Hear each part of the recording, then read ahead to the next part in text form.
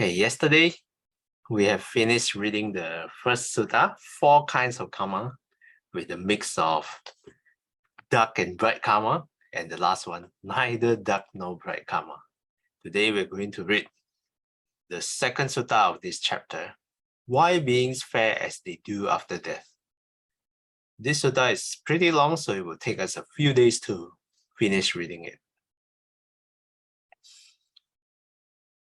Number 1.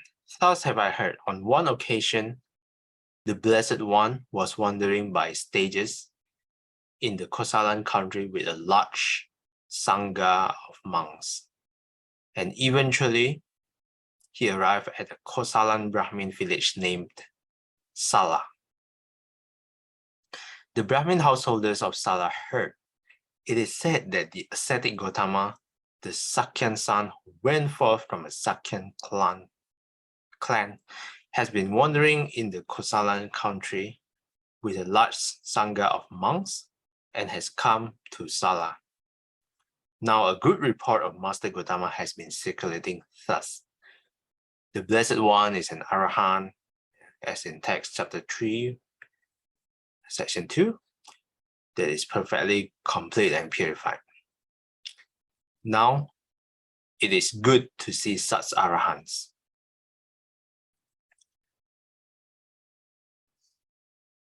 Then the Brahmin householders of Sāla went to the Blessed One. Some paid homage to him and sat down to one side. Some exchanged greetings with him, and after their greetings and cordial talk, sat down to one side. Some saluted him reverentially and sat down to one side. Some remained silent and sat down to one side. So this sutta starts with the background on how the Buddha is traveling to a village named Sāla. And the number 2 and number 3 is pretty common if you see in the sutta. Number 3, you can even see this happening in today's. If you go to a Dhamma talk, you will see some paid homage to the speaker, to the monastics. Some just sat down to one side, and some exchange greetings. Some do a small talk with him. Some saluted him, and some just remain silent and sit down. So very interesting. Very realistic background. Okay, and the next one, Sister Saiken, would you like to read? When they were seated, they said to the Blessed One, Master Gautama, what is the cause and condition why some beings here on the breakup of the body after death are reborn in a state of misery, in a bad destination, in the lower world, in hell? And what is the cause and condition why some beings here on the breakup of the body after death are reborn in a good destination, in a heavenly world? Householders, it is by reason of unrighteous conduct not in accordance with the Dharma, that some beings here on the breakup of the body after death are reborn in a state of misery, in a bad destination, in the lower world, in hell. It is by reason of righteous conduct in accordance with the Dharma, that some beings here on the breakup of the body after death are reborn in a good destination, in a heavenly world. Thank you. Okay, thanks, Sister Saiken. So number 4, establish the initial question. They have a question about what is the cause and conditions some beings reborn in a bad destination, and why some beings reborn in a good destination, in a heavenly world. And in number 5, the Buddha answered briefly. If you don't conduct in accordance with the Dhamma, then you will be reborn in a bad destination. But if your conduct is in accordance with the Dhamma, this will be highlighted, then you will be reborn in a good destination. Okay, Sister Chaikwan, would you like to continue? Number 6. We do not understand the detailed meaning of Master Gautama's statement, which he has spoken in brief without expounding the detailed meaning. It would be good if Master Gautama would teach us the Dharma so that we might understand the detailed meaning of his statement. Then, householder, listen and attend closely to what I shall say. Yes, Venerable Sir, they replied. The Blessed One said this. Householder, there are 3 kinds of unrighteous bodily conduct. Conduct not in accordance with the Dharma. There are 4 kinds of unrighteous verbal conduct. Conduct not in accordance with the Dharma. There are 3 kinds of unrighteous mental conduct. Conduct not in accordance with the Dharma. Thank you. Thanks, Sister Chaikwan. So after the Buddha explained briefly in number 4, in number 6, they ask for further detailed explanation because they don't understand. Yeah, we do not understand the detailed meaning of Master Gautama's statement. It would be good if Master Gautama would expand further, they say. So number 7, acts not in accordance, conduct not in accordance with the Dharma. The Buddha expands to these 10 unwholesome conducts, which divides into 3 bodily conduct, 4 verbal, and the last 3 is the mental conduct. Yeah, and we have touched this in the previous book, the Noble Eightfold Path. Okay, Sister Lin Tai, would you like to continue reading? Number 8. And how, householders, are there 3 kinds of unrighteous bodily conduct? Conduct not in accordance with the Dharma. Here someone kills living beings. He is murderous, bloody-handed, given to blows and violence, merciless to living beings. He takes what is not given. He takes by way of theft the wealth and property of others in the village or forest. He commits sexual misconduct. He has intercourse with women who are protected by their mother and father, brother, sister, or relatives, who have a husband, who are protected by law, and even with those already engaged. That is how there are 3 kinds of unrighteous bodily conduct. Conduct not in accordance with the Dhamma. Okay, thanks, Sister Lin Tai. Thank you. Okay, so the first 3 of unrighteous bodily conduct or unwholesome conduct. So the first one is killing, highlight this. Second one is stealing, takes what is not given. And the last one, commit sexual misconduct. Yeah. So this, in the right action, section of the Noble Eightfold Path, you will see this explained much more detailedly. And so I feel like the book, the Noble Eightfold Path, and this book complement each other nicely. Okay, next, Sister Aikim, would you like to read? And how, number 9, and how, householders, are there 4 kinds of unrighteous verbal conduct. Conduct not in accordance with the Dharma.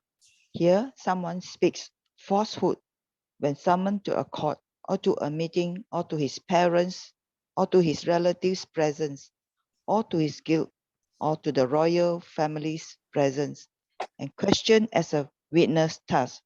So good man, tell what you know, not knowing, he says. I know, or knowing, he says. I do not know. Not seeing, he says. I see, or seeing, he says. I do not see. In full awareness, he speaks falsehood for his own ends or his for another ends or for some traveling worldly ends. He speaks maliciously. He speaks elsewhere what he has heard here in order to divide those people from this, or he repeats to these people what he has heard elsewhere in order to divide these people from those. Thus, he is one who divides those who are united, a creator of divisions, who enjoys discord, rejoices in discord, delights in discord, a speaker of words that create discourse. He speaks harshly. He utters such words are rough, hard, hurtful to others, offensive to others, bordering on anger, not conducive to concentration. He engages in idle chatter. He speaks at the wrong time, speaks what is not fact, speaks what is useless, speaks contrary to the Dharma and the discipline at the wrong time. He speaks such words as are worthless, unreasonable, immoderate, and unbeneficial. That is how there are 4 kinds of unrighteous verbal conduct. Conduct not in accordance with the Dharma. Thank you. Thanks, Sister Akim. So, okay, let's highlight again the 4 kinds. The first one, someone speaks falsehood. And then secondly, someone speaks maliciously. And the third one, he speaks harshly. And the last one, idle chatter. So perhaps this 4 unrighteous verbal conduct is one of the probably one of the easiest for some people to do. Probably some of us do as well. Firstly, lying. Sometimes it's just more convenient to lie. So this about lying. So I suppose this would probably be one of the hardest. Yeah. Verbal conduct to avoid, because it's just so easy to just say something convenient rather than to say something true. At least that's the case for me. Okay, secondly, he speaks maliciously. This one is more about, I think, from my experience, happens when we gossip about other people. This guy, cannot tahan. Always sleeping, maybe in a Dharma talk, and then snoring loudly. This guy cannot. Always interrupts the Dharma talk. This guy always asks stupid questions. Yeah, so we, gossip, this happens quite a lot. Speaks maliciously. Speaks harshly. Some people, whenever they open their mouth, their intent is always to hurt other people, being sarcastic, and brings up the past, brings up other people's mistakes. Yeah. So utter such words as rough, hard, hurtful to others, offensive to others, bordering on anger. Then the last one is idle chatter. Speaks at the wrong time, speaks what is not fact, speaks what is useless, speaks contrary to the Dharma. And then the words are worthless, unreasonable, immoderate, and unbeneficial. Okay, so these are 4 kinds of unrighteous verbal conduct. I think this is a good time to stop. Anyone would like to add? Maybe share some of your experience. Which one do you feel like you do the most? I think you are right about the right speech. It's very difficult. That's why in the meditation with Venerable Chun Yin, right?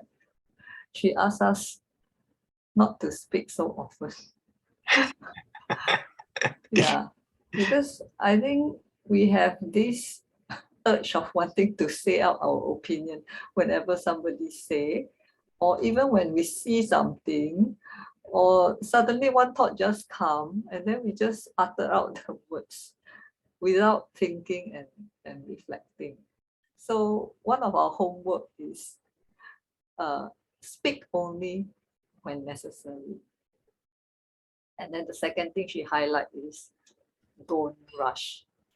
Yeah. Sometimes when we rush for things also ended up our mind gets unsettled and we lost our mindfulness.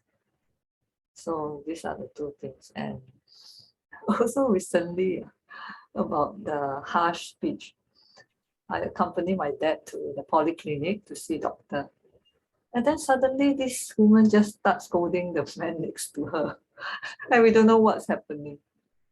And after a while, then we realized that, oh, because this man was standing on the box that is designated for wheelchair. Yeah, he just happens to be there. He unintentionally, I think, because he was so puzzled also. And then actually there's no wheelchair person there at the time. So this lady, just voice out her whatever she think that is correct and should be done immediately. And then the pharmacy come and cool her down, talk to her, but she just go on and on. Yeah, so sometimes that's why the Buddha say, don't speak at the wrong time. So that for me is the most difficult out of the 5 precepts. The speech, yeah. Because sometimes we don't lie, but like what you say, white lie.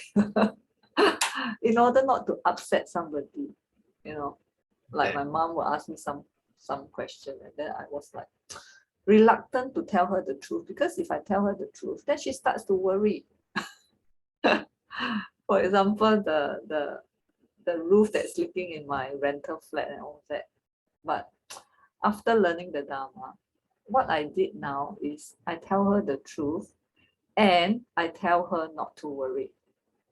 Yeah, I bring in Dharma and teach her. I said, even if you worry, will the roof stop leaking? No. If you don't worry, the roof also will stop leaking. So what we should do is go and settle this problem. Yeah. That's my share for today. Thank you. Okay. Thanks for sharing, Sister Saikyang. Yeah, I think you're right. Silence is golden. So I think there's also sayings that if you don't have anything nice to say, then just don't say anything. Okay, Sister Shom, you want to add anything? I think Sister Saikyang's sharing about what Venerable Children's caution. If you don't have anything to say, don't talk so much and don't rush. It's very, very useful for me. The other thing that I want to highlight about this thing about loving speech or telling lies. In a lot of Asian, or actually Chinese families, when their loved ones say is stricken with cancer, frequently the family will tell the doctor, don't tell my mother, don't tell my father the diagnosis, they cannot take it, and but of course, we always have this argument in my family, because my daughter says it's wrong because the patient has a right to know. So I never really quite sorted out my thoughts on this, but I'm more inclined to believe that the patient has a right to know. And I think keeping the patient from knowing whatever the good intentions the family has may not be the right thing to do. Because at the end of the day, if we go along the way of the Dharma, then the patient can start to use his or her time more meaningfully. That's how I feel. Thanks for sharing. Okay, anyone else would like to add? Sorry, I just clarify. It's Venerable Chun Nian, not Venerable Oh, okay. children. Venerable Chun Nian in Bao Guang Fo Tang. You attend her class, is it? Like, Yeah, me and Sister Billy. is it really? When is it? Like weekly, is it? Every Saturday. Saturday. This is in Pongo, right? No, Bao Guang Fo Tang is at Shun Fu there, Oh. just behind the Shun Fu hawker. But we're having it at Zoom for the time being. For the whole of beginners class is in Zoom. And slowly it's reopening, and Venerable Chun Nian say probably once a month he will go back. How many weeks is the class? 10, not really remember. Sister B, can you remember? I think we finished at the first basic one, right? The Is beginner it 10 lessons? 10 lessons. Yeah, 10 lessons. Intermediate is forever, according to Venerable Chun Nian. Intermediate is so there is no advance, Yeah. intermediate, and it's forever until the day there is no student, then it stops. So in a way, it's keep practicing. Yeah. So it's more like a weekly group practice thing. Correct. Yes. Okay. It's not a weekly group practice, it's a daily and moment by moment practice. Yeah. Thanks for the because, reminder. Oh, that's good. That's good. Yeah, mindfulness and awareness, you have to do it all the time, 24/7. Okay. Yeah, that's nice. Okay, anyone else would like to add? If not, maybe Sister Billy can do the closing dedication.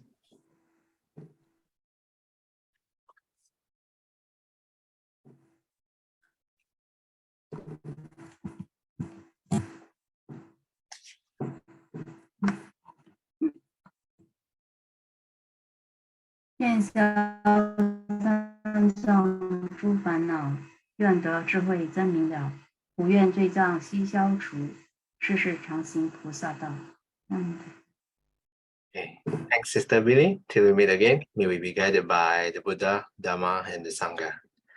Sadhu, sadhu, sadhu. Have a righteous Monday ahead.